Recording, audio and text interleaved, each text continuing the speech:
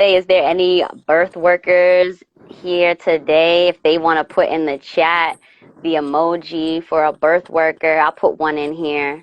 If you are a mother, a pregnant mother, put the pregnant emoji. And if you are a student of birth work, put that emoji. If you are all three, two, or one, just put whatever one applies to you. I'm gonna put mine in the chat. And we want to welcome you guys. I'm a student midwife. My name is Shamarzera, by the way. And I'm also a birth worker.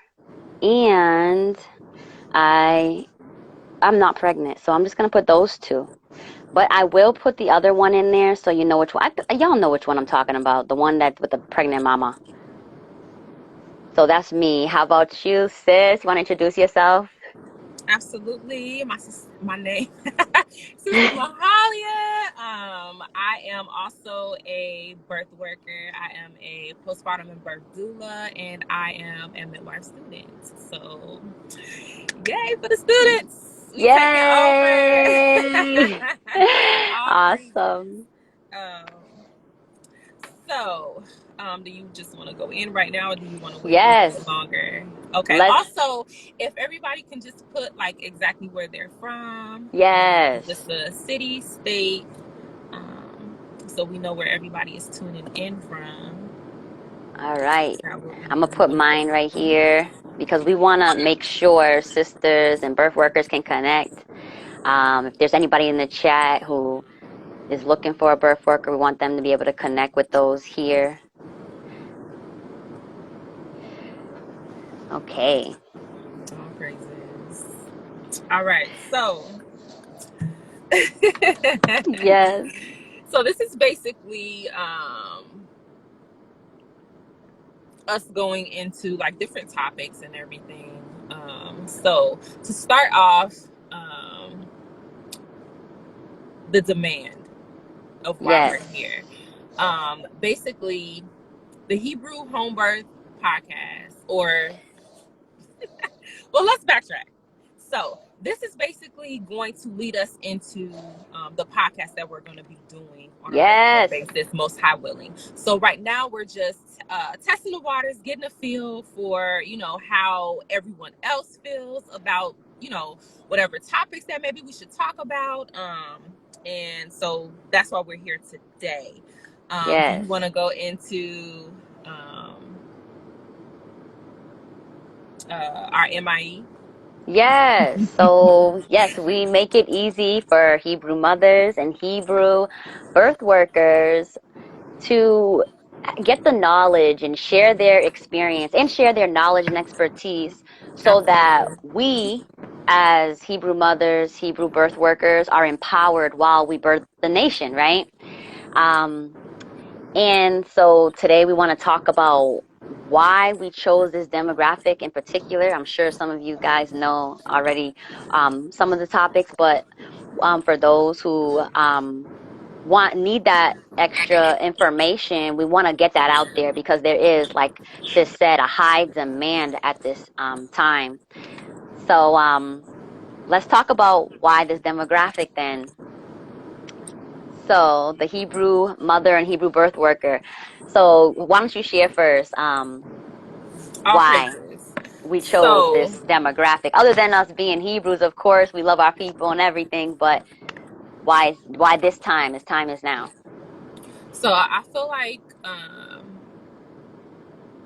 this is important for our sisters in this moment in time because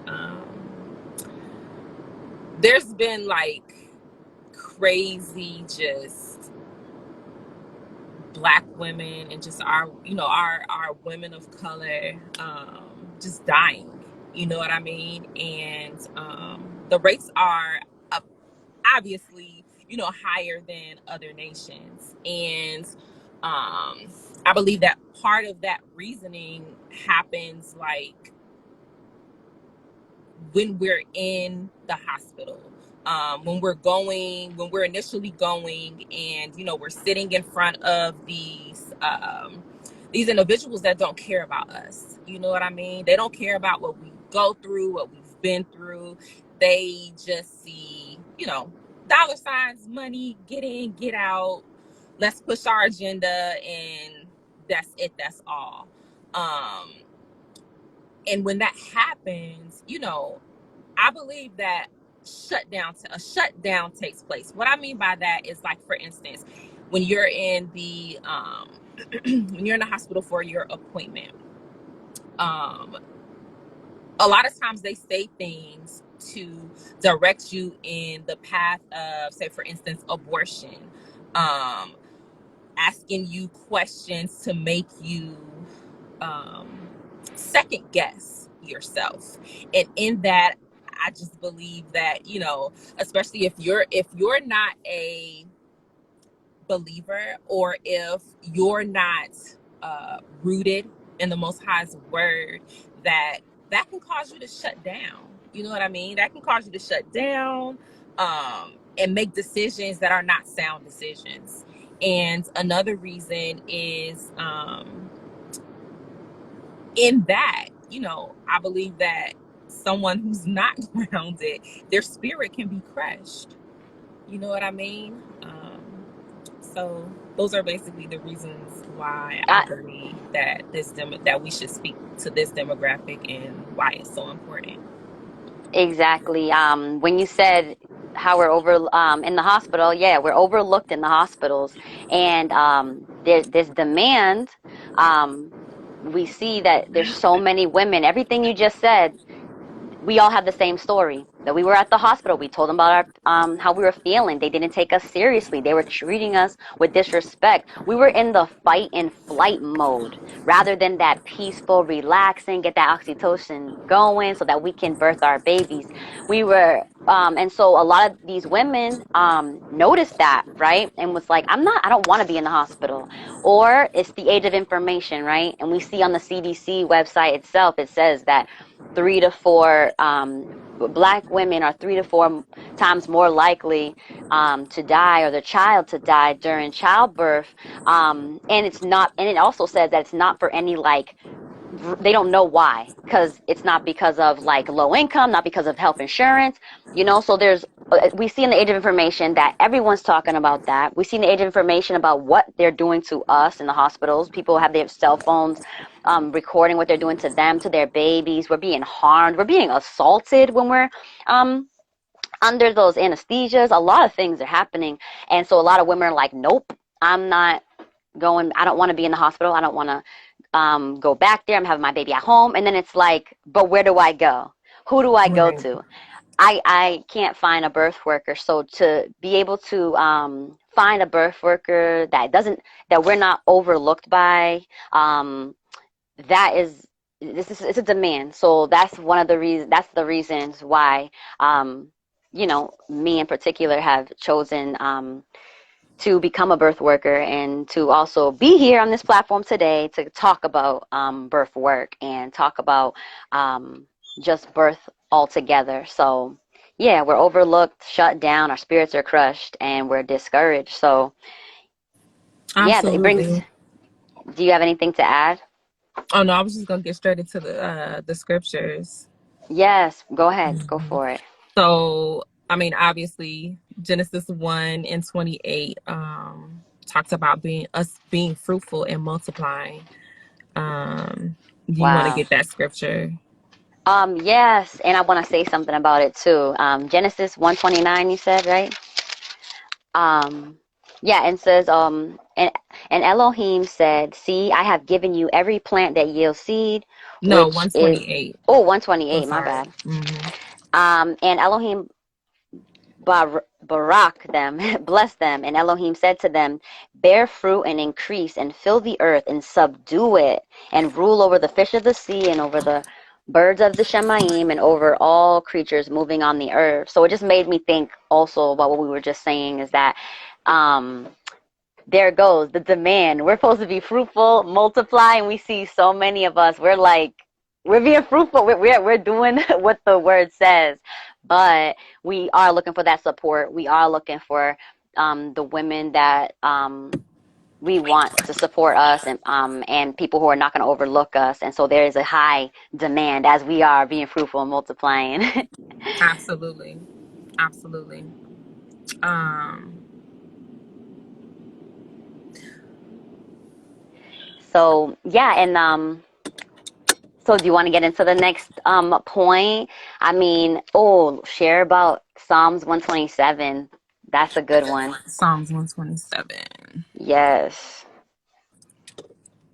So I don't know what's going on with my phone. My Wi-Fi is acting crazy. Oh. Do you mind bringing that Well, up? I can still hear. So I can still hear you. It don't. Yeah, don't worry about it. I can still hear you and see you too. So yes. So arrows in the hand. Let me go there. Psalm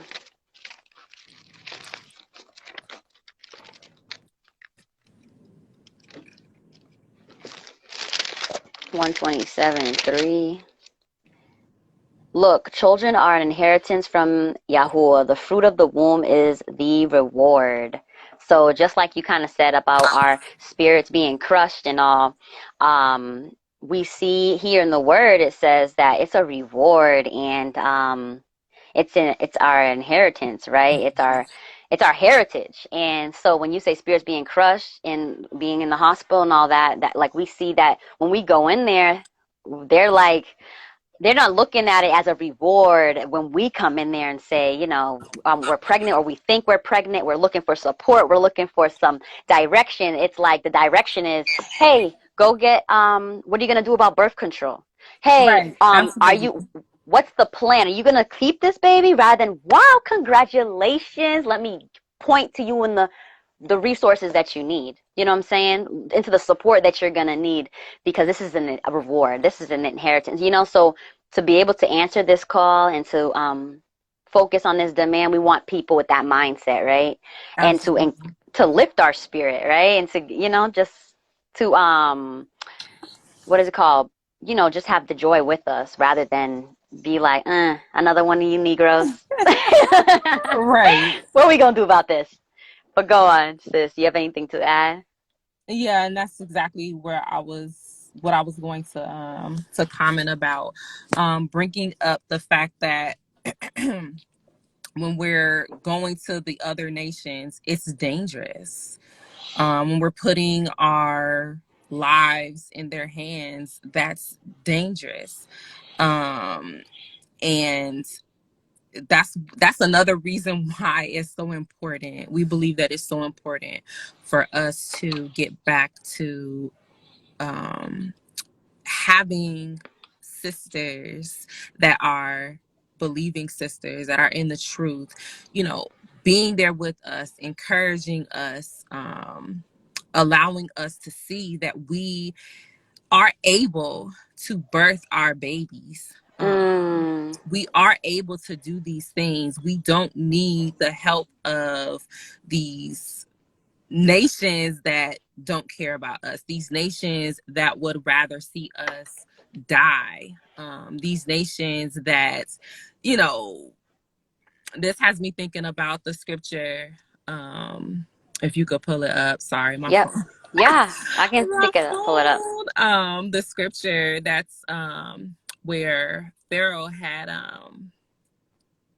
told the midwives, the Hebrew Mm, midwives, to kill the Hebrew men that were born. You know what I mean? mm. So it's just like that reminds me of that. Exodus 1, 15. I want me to read it.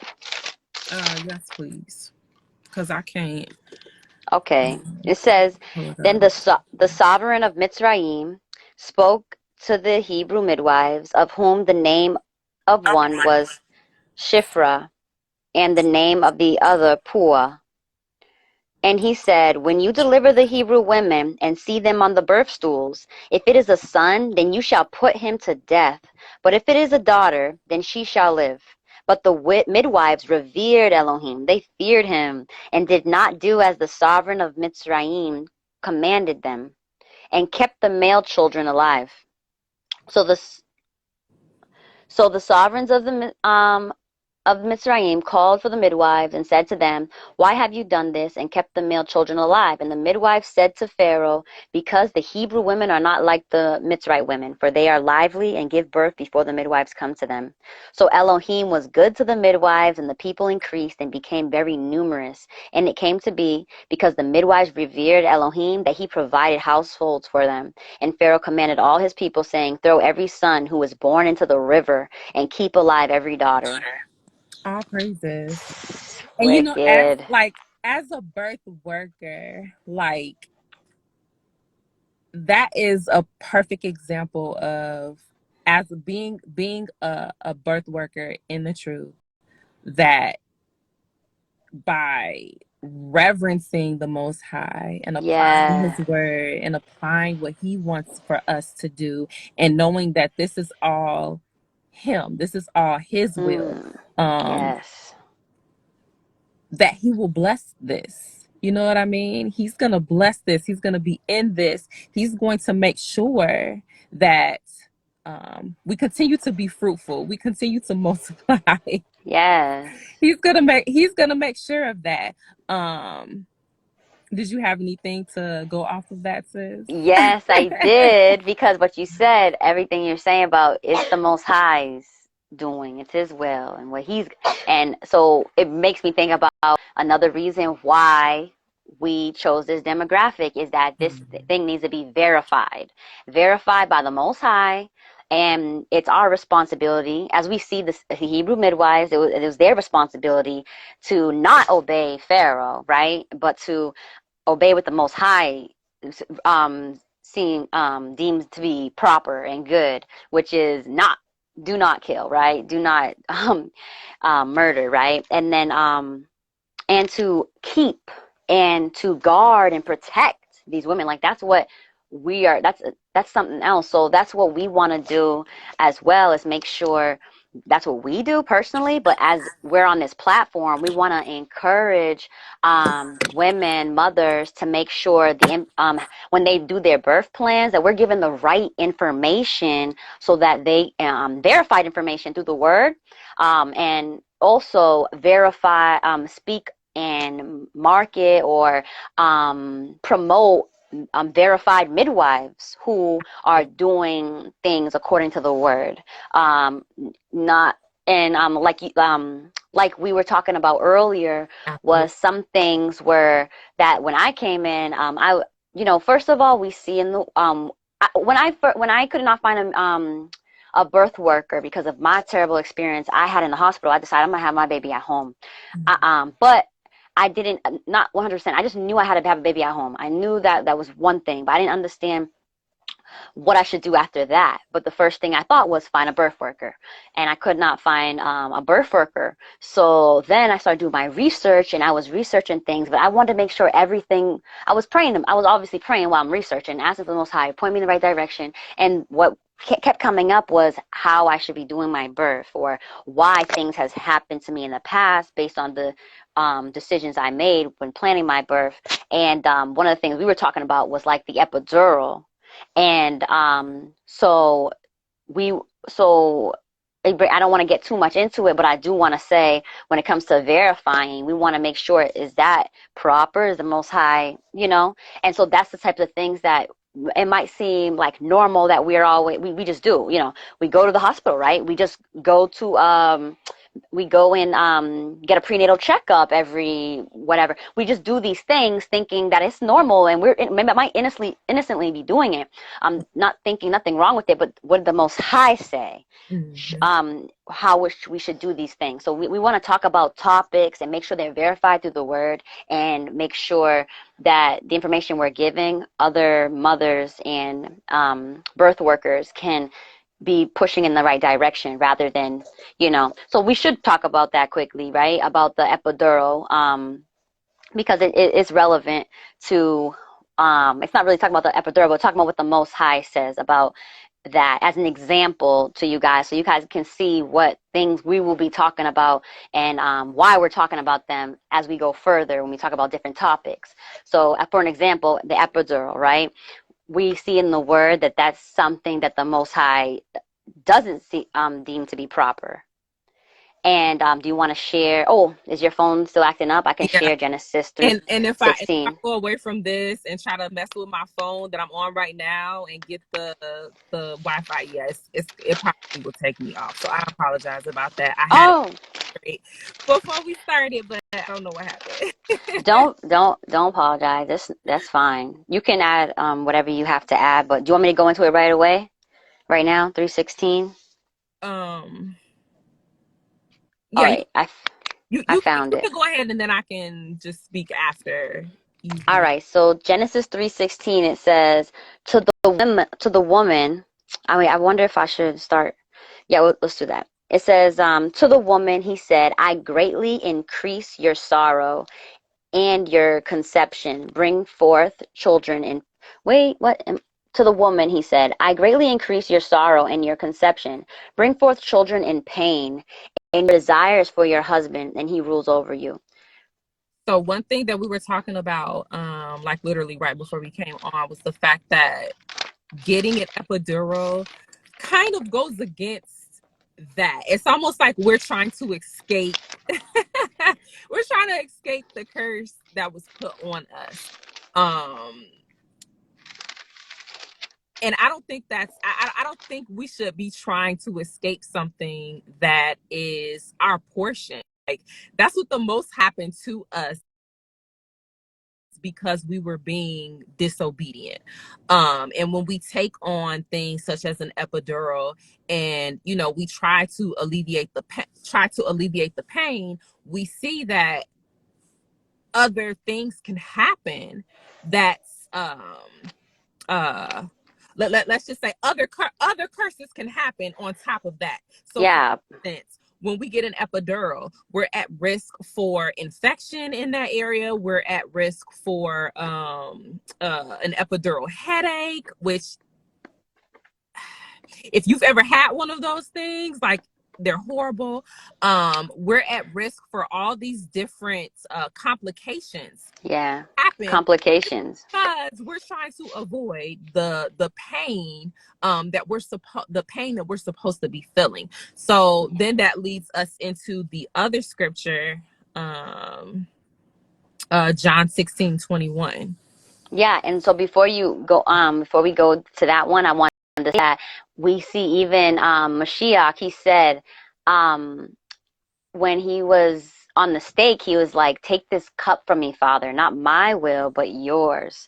And so it's like if that's the portion the Most High gave him, what I mean, the Most High gave a portion to him.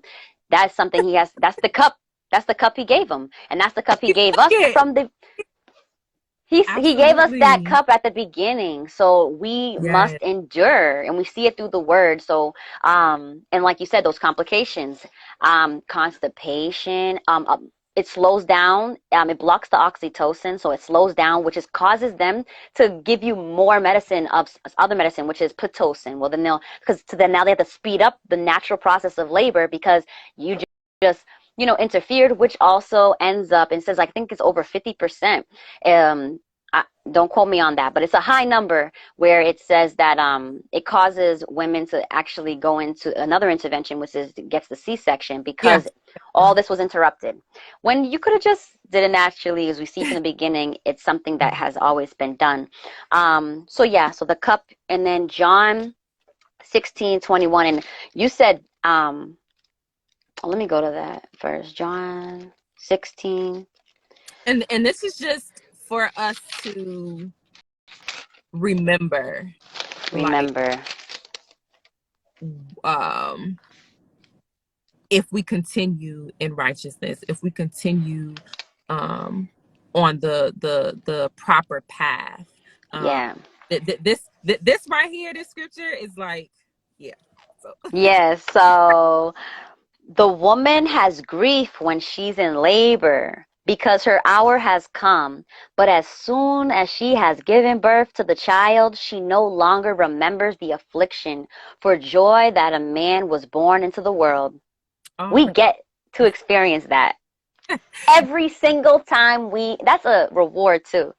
Every Absolutely. single time we get to bring forth a child, we get to experience that joy. That's, I, and everyone who has a child understands that. But you go on, you can say what, if you have anything to add. yeah, I was just gonna say, like, if we keep that at the forefront of our mind, we remember that this is the Most High's will for us. We're supposed to endure, like you said, we're supposed to endure this pain. And you know what? Even in that, like, following the Most High and trusting in the Most High, having faith in the Most High, uh, throughout the whole process, before, during, and after, having that faith and that trust in Him, when we're having these, and I want to use air quotes with the pain, because it's like when you have the Most High on your side, you have the Most High with you, and He's holding your hand and walking you through. It's like, what pain? You know what I mean? Like, I got this. I got this because the Most High is with me. You know what I mean? So it's like you're pushing through that, and then when you're pushing through that and you're birthing your baby afterwards, it's nothing but joy. Like, it's nothing but joy because you know that the Most you the whole time, and Yeah, that's what makes it beautiful. You know what I mean? That exactly. His will was done. Yes. That you birthed another, you birthed heritage. You know what I mean? Yes. You Exactly. another piece of the next generation. So Hallelujah. that's just a beautiful thing that we definitely want to make sure that that our sisters understand that Yeah. the spiritual side of giving. So sorry, I'm sorry. Yep. The We spiritual heard you. side of giving birth is like, that's like I would go ahead and say that's like 100%. Exactly. And so this is what this platform You is know, that's about. like the whole thing right there. Exactly. And that's what this platform, I feel, is about, is that I think it's our responsibility that they know that, right? That they know that, because it's different when I don't know if we come out of like from out of churchianity where we could just say, yeah, he's with us, and pray. He's with us. But what did his word actually say so that it can take root? And so when we're in that pain, we remember that word. We remember that